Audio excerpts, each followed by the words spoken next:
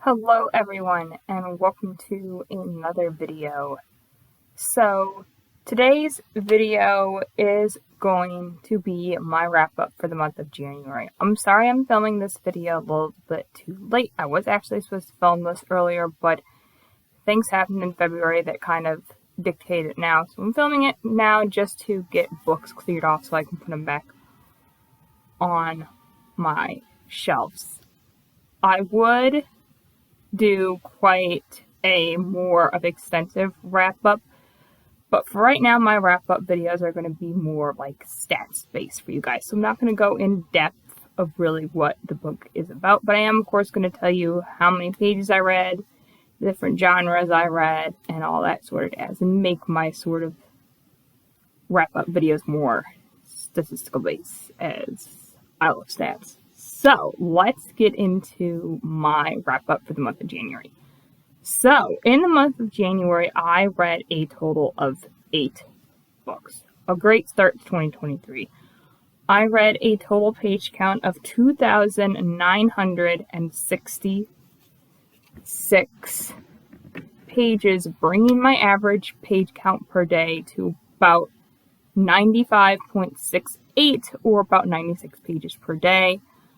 The length for the books had an average page count of around 370, or the full number is 370.75, so 371 pages per day, my average page count, which I find actually really weird. I tend to read more of sort of the bigger books, so to know that my page count as far as book totals for this month goes, to know that they were on the lower side, is really great, which it means later on in the year, and you'll see that I can read a lot more bigger books.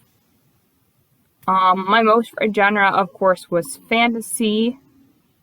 I read a total of 6 books with representation in it, and I have, of all the books that I read, 6 books were from authors that I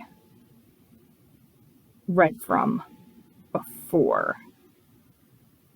This month I started 2 series. I completed a series, I continued with one, and I got caught up on one series, and I read 2 standalones.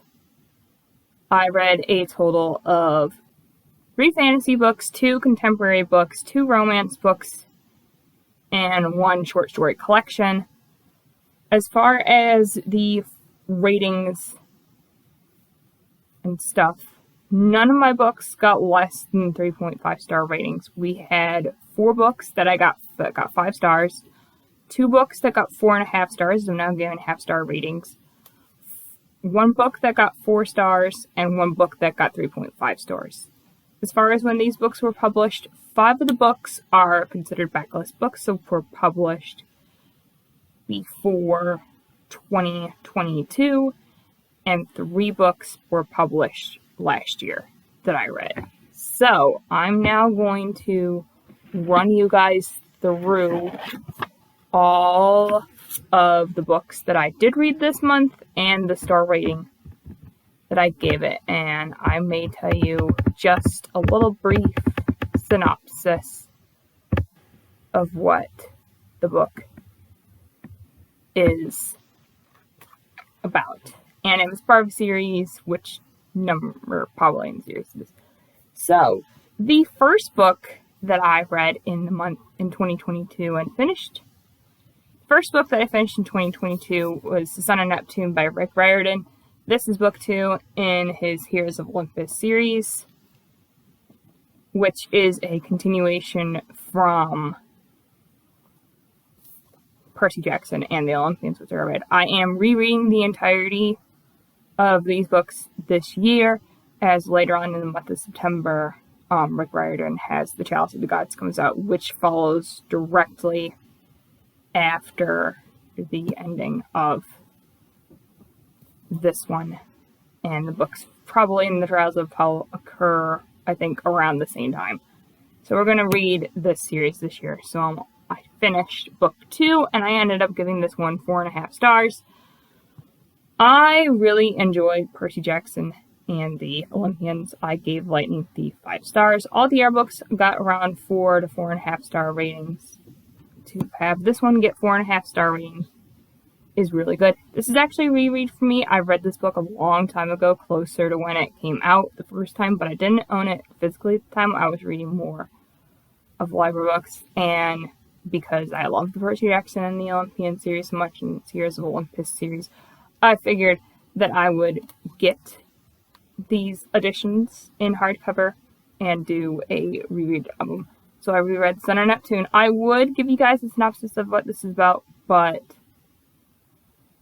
it's kind of really hard to now sort of give synopsis for these books as it spoils, but I think this one doesn't. It does. This one actually doesn't spoil what happens in the first one in this series. So I'm gonna read it to you guys. Alright. Percy is confused. When he awoke from his long sleep, he didn't know much more than his name. His brain fuzz is lingering, even after the wolf Lupa told him he is a demigod and trained him to fight with the pen/sword in his pocket. Somehow Percy manages to make it to a camp for half-bloods, despite the fact that he has to keep killing monsters along the way. But the camp doesn't ring any bells with him. The only thing he can recall from his past is our name, Annabeth. Hazel is supposed to be dead. When she lived before, she didn't do a very good job of it. Sure, she was an obedient daughter, even when her mother was possessed by greed. That was the problem. When the voice took over her mother and commanded Hazel to use her gift for an evil purpose, Hazel couldn't say no. Now, because of her mistake, the future of the world is at risk. Hazel wishes she could ride away from it all on the stallion that appears in her dreams. Frank is a klutz. His grandmother says he is descended from heroes and can be anything he wants to be, but he doesn't see it. He doesn't even know who his father is. He keeps hoping Paul will claim him because the only thing he is good at is archery, although not good enough to win camp war games. His bulky physique makes him feel like an ox, especially in front of Hazel, his closest friend at camp. He trusts her completely enough to share the secret he holds close to his heart. Beginning at the other camp for half-bloods and extending as far as the land beyond the gods, this breathtaking second installment in the Heroes of Olympus series introduces new demigods, revives fearsome monsters, and features other remarkable creatures, all destined to play a part in the Prophecy of Seven. So, at the end of this book, it does continue on, and I don't know if I'm going to be able to read that synopsis for you guys. But, of course, like the Percy Jackson, the Olympian series and Heroes of Olympus series, I do enjoy this series much. And if you like middle grade series that towards the end of it get a little bit more YA, but still keep that middle grade sort of sense of adventure and writing style, I think you guys will really like the Percy Jackson Olympian series and the Heroes of Olympus. I gave this one 4.5 stars. The second book that I read in the month of January is Lore Olympus Volume 3 by Rachel Smythe. This is a webtoons comic series turned into graphic novel format, and it is a Hades and Persephone retelling, which, like Volume 1 and 2, I ended up giving this book 5 stars and absolutely loving it. It just keeps getting better and better. I think, for me, I love the concept of Hades and Persephone being together. Shenanigans start to go down, and while I've never read the original Hades and Persephone story, getting it told in this format, for me, works wonders, as I now can see what all is happening, and it's done in these pretty blue and purple colors. I ended up having a great time reading this series, and I of course have pre-ordered Volume 4, so yeah, this got 5 stars. The third book that I read in the month of January, and my first series completion for 2023, is Our Dark Duet by V.E. Schwab. This is the second book in the Monsters of Verity series. I read the first book of this series back in 2021 of December and really enjoyed it. And this book, something clicked in it. It just made the experience of reading it so much better. For one, very, very quick read, a lot like V.E. Schwab's, a lot like the Vengeful series. Very, very quick read. Very much set in a dystopian universe, and one of my favorite books to read are dystopian style books, which this one definitely has. I also love the concept of it being centered around music. I absolutely love books that are centered on music, and this book was a lot more dark than the first one, which I absolutely enjoyed because I love dark books. And a lot of hard-hitting moments happened in this book, too. I don't really know why I didn't finish off this series sooner, since it's only a duology, but I'm glad I did in the month of January. I gave this 5 stars. And V.E. Schwab is now one of my favorite and autobiographers.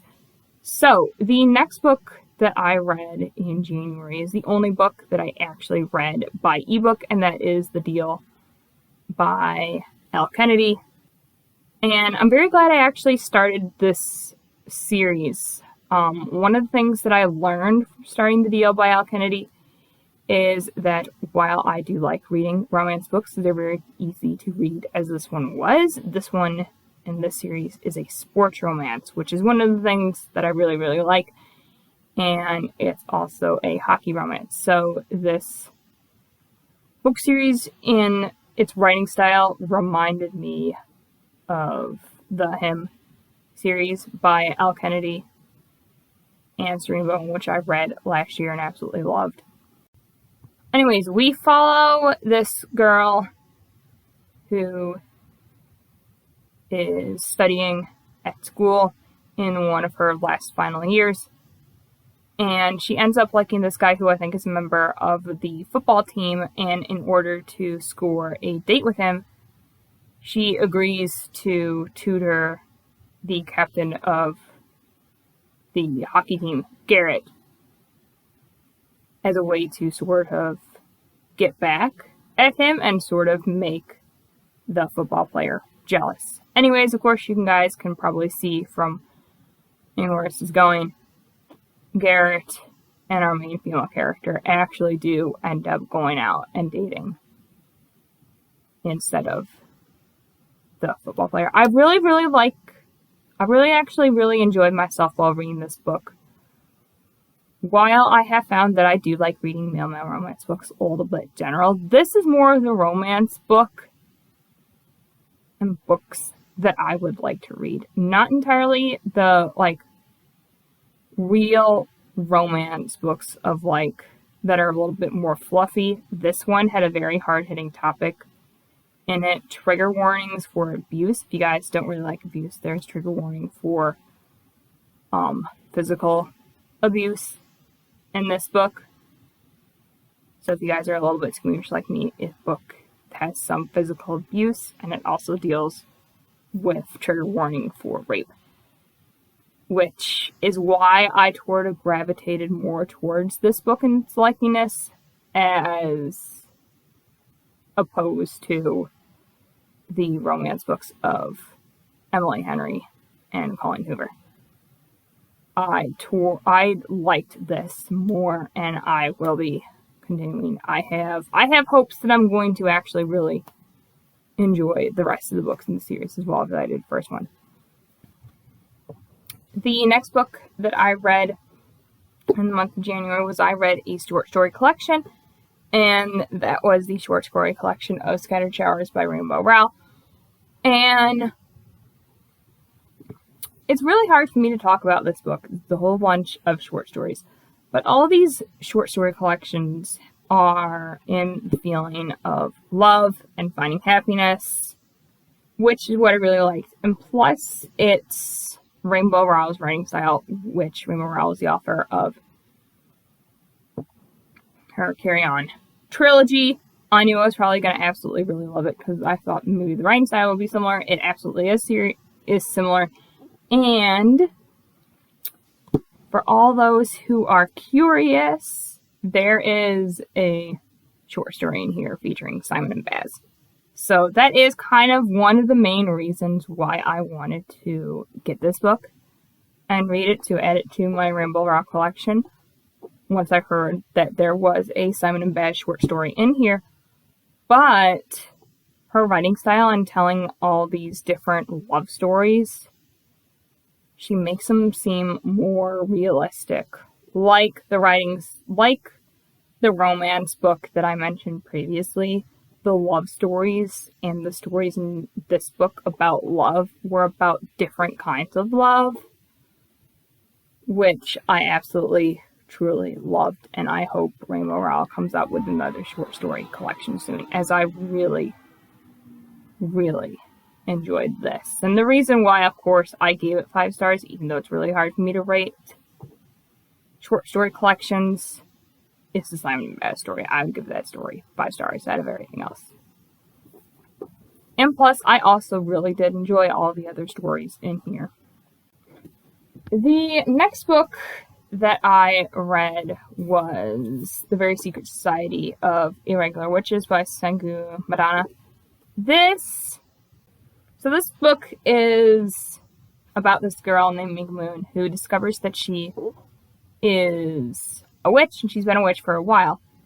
And what she has is she has a sort of like YouTube channel / like blog channel where she does her witchy things, but the people who watch it think she's probably faking it when in fact it's real. Anyways, her channel brings about the attention of this family who lives in Nowhere House, who have 3 witch daughters of their very own, who of course need training by another witch. So our main character, Mika, travels to this house and decides to train the young 3 witches. Very much a cozy fantasy story for fans of The House in the Cerulean Sea by T.J. Klune. It also does feature a Grumpy Sunshine romance, which I did find out that reading in this book. I absolutely love the Grumpy Sunshine romance trope, so I will be looking for books along that similar nature that feature that romance style as well. And I also really enjoyed the fact that there were a bunch of other LGBTQ plus relationships in this one as well. And I could get behind the writing style in this book too. What did drag it down for me and why I didn't like it as much as The House in the Cerulean Sea is the kids in The House in the Cerulean Sea each have qualities of their own and are very different from each other.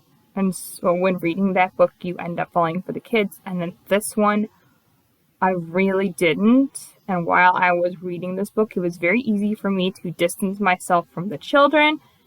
And when I'm reading The House in the Cerulean Sea by T.J. Klune, I can't distance myself from the children. And I end up falling for the children as much as I do end up falling in love with the other characters in that book. You end up really falling for the children. And in this book, that's not there. And I wish it was. However, I did really enjoy it, and if Sengu Madana comes out with more books that are a little bit similar to this one, I will be gladly checking them out. I ended up giving this book 4.5 stars. Probably alongside Lore Olympus Volume 3 and Scattered Showers, we have probably my favorite book of the entire month, and that, of course, is Nick and Charlie by Alice Oseman. This, of course, is a novella, companion novella to her Solitaire novella, and, of course, a companion novella to the Heartstopper graphic novel book series. Nick and Charlie are featured in the Solitaire, which I reread back in September, and I, of course, knew that I had to read all their other books, and especially anything that features Nick and Charlie, as her Heartstopper book series is my all-time favorite. And, of course, I gave this 5 stars and absolutely loved it. I did know the plot of this book, surprisingly, before I already read it, as I had seen some of the panels online before, I did see panels of it before, and Okay, honestly, this panel right here is the reason why I gave this book 5 stars. I absolutely love Nick and Charlie together as a couple so much. I ship them wholeheartedly, and of course the other characters in the universe ship them together too. I knew what was going to happen in the stories. I read it very quick, very easy to read. It was a nice and comforting read, which was excellent. And while I can get it in a lovely cover edition, which I might later, getting this edition to match my other, not only my other Heartstopper novels, but my other Alice Oseman novels, is what I really wanted. So the only one I still have yet to get is this winter and read. But you guys know I definitely will, and will be reading that one as well, because I do think that one will also mention Nick and Charlie as well. But Nick and Charlie were the main two features in this book. I don't think I can actually give you guys a summary, because I think it spoils what happens. It's essentially what happens at the end of Heartstopper 5, which hasn't even been released yet. So I can't really give you guys a synopsis of this book either. But if you are a fan of the Heartstopper graphic novel series and you haven't read Nick and Charlie by Alice Oseman, I would consider that you guys do so. You are not going to be disappointed. Yeah, 5 stars. And then the last book that I read in the month of January was The Rise of Kyoshi by F. Seeley and Michael Dante Demeterio. This is the first book in a sort of, I would count this as a series / I would count this as a companion series, is what I would count this as. As this book series is set in the world of Avatar: The Last Airbender, you can tell by the top here. And this series, 3 books, follows the Avatar of Kyoshi. After 9 years of desperate searching for the next Avatar, the discovery of young, charming Avatar Yun has brought stability to the 4 nations. That is, until Earth Kingdom-born Kyoshi, Yun's unassuming friend and servant, demonstrates remarkable bending during a mission to the South Pole. With the identity of the true Avatar at stake, the growing unrest among her allies turning into violence, Kyoshi is forced to flee the Avatar mansion with their fiery friend, Range, taking little more than the mental war fans and headdress her parents left behind. It isn't easy finding Avatar training on the run, but Kyoshi and Range find unlikely supporters in the Dao Fei, ragtag criminals and outlaws living in the shadows of the Earth Kingdom. Torn between following the traditional path of an Avatar and seeking vengeance for those she has lost, Kyoshi struggles to accept her newfound power as she trains in secret. While Kyoshi, Rangi, and her Dao Fei friends face off against brutal underworld rivals, those who seek to control the Avatar draw even closer to her, leaving trails of the dead in their wake. The story behind the longest living Avatar in the history of this beloved world, Rise of Kyoshi, maps Kyoshi's journey from girl humble origins to merciless pursuers of justice, still feared and admired centuries after becoming the Avatar. So, yeah, this series follows, of course, Avatar Kyoshi, which is the Avatar before Avatar Roku, who was the Avatar before Avatar Aang. And while I love the world of Avatar, for me, the reason why I ended up giving this book 3.5 stars is I was actually reading this book at the same time when I was doing my rewatch of Avatar: The Last Airbender. And at that point I was on season 3, which is my absolute favorite. And I was like watching that series, and at that point, around the same time, I was reading this. So at the time of reading this, because I was at my favorite in Avatar: The Last Airbender, all I wanted was to live and be in that Avatar world, as opposed to this one. So if I wasn't watching Avatar: The Last Airbender at season 3 at the same time as reading this book, I would have probably ended up giving this book a little bit of a higher rating.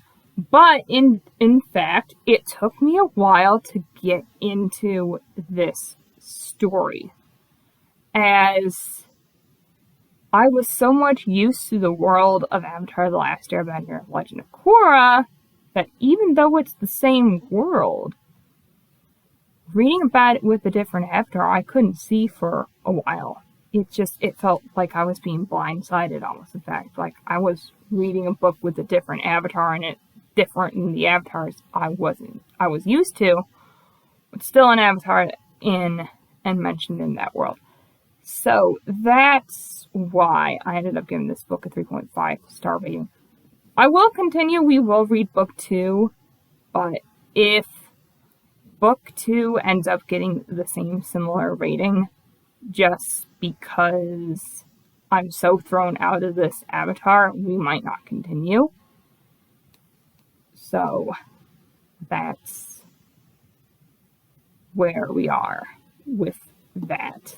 I'm glad I read this book, though. Don't get me wrong about that. I just kind of wish it got a little bit better of a rating for me and that I liked it a little bit more than I did. But I will also tell you guys, the first time I watched Avatar: The Last Airbender, it did take me a while to get into it. So we'll see. I could end up liking book 2 more than this and continuing. So we'll see. It won't be for a little while, but I will be continuing. So this is a stack of the books that I read in the month of January. I do have a book on top that is a placeholder book for the deal, as I don't own a copy physically. But yeah, this is a great stack to start off 2023 left with. I'm so glad that I read all of these books this year. I'm very excited to continue with some series books. Glad that I finished a book series that has been on my TBR for a while, and I got up to date with one. Is really cool as well. And I read some standalones this month, which I don't read a whole lot of standalones, so that's exciting for me. We've read some favorites this month, which you'll have to stay tuned if those books end up becoming my favorite book of the year. But honestly, this is a great stack to start off 2023 with. So, thank you guys so much for watching this video. If you did, please give this video a thumbs up if you enjoyed it. Comment down below what books you read in the month of January. I know I'm posting this video late, but at least I decided to film and post this video for you guys. Subscribe to my channel for more bookish content from me, and remember, we are the one within the all.